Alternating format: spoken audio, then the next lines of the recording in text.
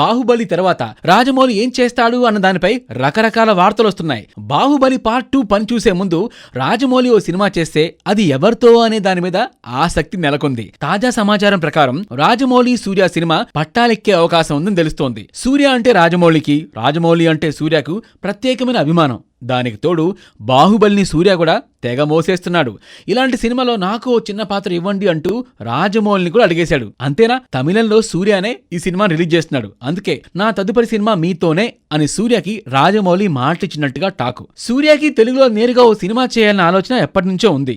అయితే కథలు దర్శకులు సెట్ అవడం లేదు. రాజమౌళి లాంటి దర్శకుడు ఆఫర్ ఇస్తే సూర్య ఎందుకు కాదంటాడు? సో ఈ ప్రాజెక్టు దాదాపుగా పక్కా అయినట్టే.